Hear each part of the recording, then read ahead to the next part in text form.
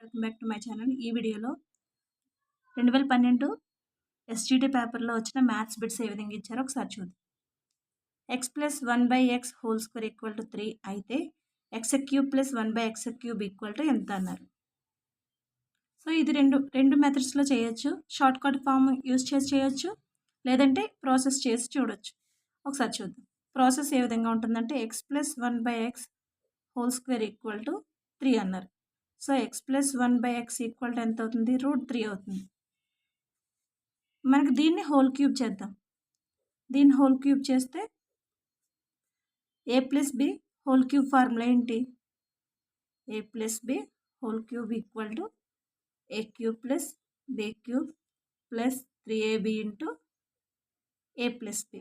ఇది A plus B whole cube formula. So ఇక్కడ A బదులు ఎక్స్ ఉంది, బి బదులు 1/x ఉంది. సో సబ్స్టిట్యూట్ చేస్తే X cube plus 1/x cube plus 3 into X into 1/x into A plus B అంటే X plus 1/x. So ఇక్కడ మనకి √3 ఉంది కదా, అంటే X cube plus 1/x cube plus 3 into X into 1/x into X plus 1/x. √3ని whole cube చేస్తే ఏమవుతుంది?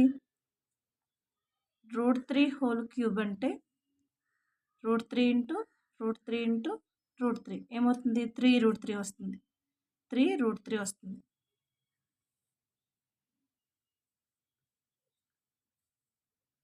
X cube plus 1/x cube, ఈ ఎక్స్ క్యాన్సిల్ అవుతుంది, plus 3 into X plus 1/x అంటే మనకి ఏమని రాసుకున్నాం? X plus 1/x, X plus 1/x equal to √3 అనుకున్నాం కదా. సో దీని వాల్యూ ఏమవుతుంది?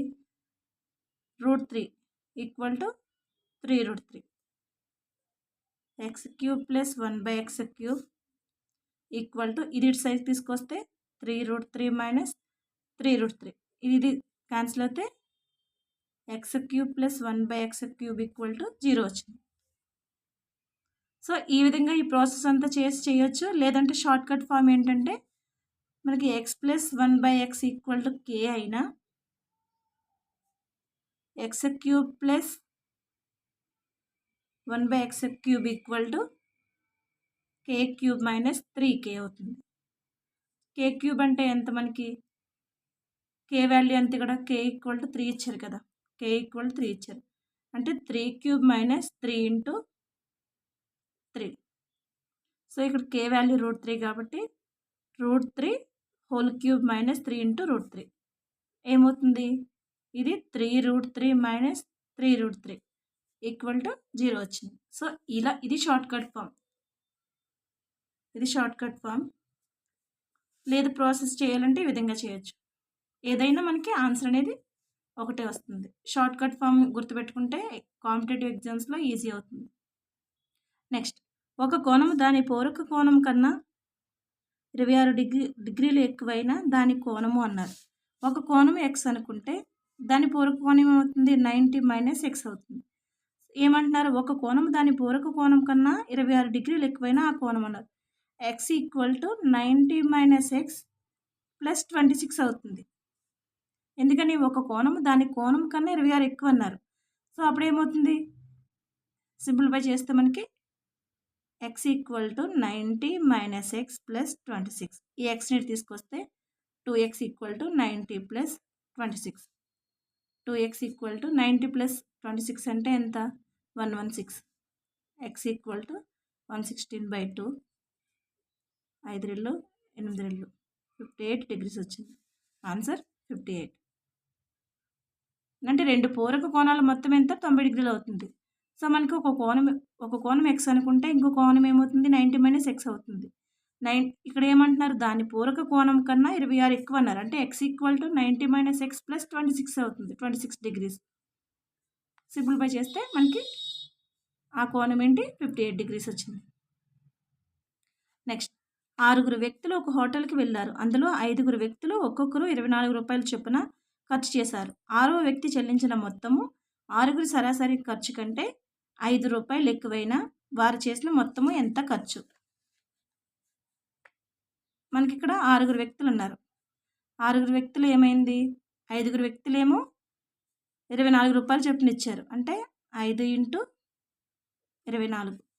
ఇంకొక వ్యక్తి ఎక్స్ అనుకుంటే ఈ 6xలో 24 చొప్పున ఇచ్చారు. 6వ వ్యక్తి చెల్లించిన మొత్తము 6 సరాసరి కంటే 5 రూపాయలు ఎక్కువ అన్నారు. అంటే ఎలా వస్తుంది, ఇది ఎంత అవుతుంది, 120 అవుతుంది. అంటే 6x = 120 + x + 5. ఎందుకని, 6వ వ్యక్తి చెల్లించిన దానికన్నా 5 రూపాయలు ఎక్కువ అన్నారు. సింప్లిఫై చేస్తే మనకి ఏమొస్తుంది, 6x - ఈ xని తీసుకొస్తే x = 125. 5x = 125. x అనేది ఇందులో ఎన్ని టైమ్స్ క్యాన్సిల్ అవుతుంది, 25. సో x = 25 వచ్చింది. మనకు ఒకసారి చెక్ చేసుకుంటే 5 ఇచ్చింది ఎంత, 120. 6వ వ్యక్తి ఇచ్చింది 25 + 5 కదా, అంటే 120ని 30 రూపీస్. ఈ రెండు యాడ్ చేస్తే మనకి 30 వచ్చింది. సో ఎంత, మొత్తం 150. ఆప్షన్ 2 అనేది కరెక్ట్. నెక్స్ట్, ఒక గది యొక్క కొలతలు 6 మీటర్లు, 4 మీటర్లు మరియు 4 మీటర్లు. ఆ గదిని 12 ఘనాకారపు పెట్టెలతో నింపిన ఘనాకారపు పెట్టె భుజము ఎంత అన్నారు. మనకి గది యొక్క కొలతలు ఇచ్చారు. L = 6 మీటర్లు, B = 4 మీటర్లు, H = 4 మీటర్లు ఇచ్చారు. ఘనాకారపు అన్నారు. ఇది దీర్ఘఘనం కదా, దీర్ఘఘనం ఘనపరిమాణం. దీర్ఘఘనం ఘనపరిమాణం = 12 ఘనాకారపు ఘనపరిమాణానికి సమానం. ఘనాకారపు ఘనపరిమాణం అంటే LBH = 12 × A³. L వాల్యూ ఎంత, ఇక్కడ మనకి 6 × 4 × 4 = 12 × A³.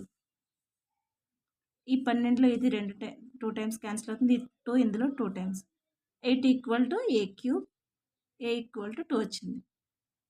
2 మీటర్లు. అంటే ఘనాకారపు పెట్టె భుజం ఎంత, 2 మీటర్లు. ఆప్షన్ 1 అనేది కరెక్ట్. నెక్స్ట్, x + 3y = 13 మరియు 2x - 6y = 13 సమీకరణాల వ్యవస్థకు అన్నారు. సో మనకి ఇది ఏమవుతుంది, a1x + b1y + c1 = 0, a2x + b2y + c2 = 0. So వీటి ప్లేస్లో ఏమున్నాయి, x + 3y = 13, 2x + 6y = 13 ఉంది. మనకి ఇక్కడ ఏమవ్వాలి, సమీకరణాల వ్యవస్థకు సాధన కావాలంటే a1/a2 = b1/b2 = c1/c2 అవ్వాలి. సో ఏమవుతుంది, 1/2 3/6 13/13 వచ్చింది. ఇది 1 వస్తుంది, ఇది 1/2. అంటే 1/2 = 1/2 = 1 వచ్చింది. అంటే 2 సమీకరణాలు సాధన అయినాయి కానీ మూడోది అవ్వలేదు. అంటే మూడింట్లో ఈ 2 ఈక్వల్ అయ్యి ఏదో ఒకటి అవ్వకపోయినా దానికి సాధన అనేది ఉండదు. ఆప్షన్ 3 అనేది కరెక్ట్.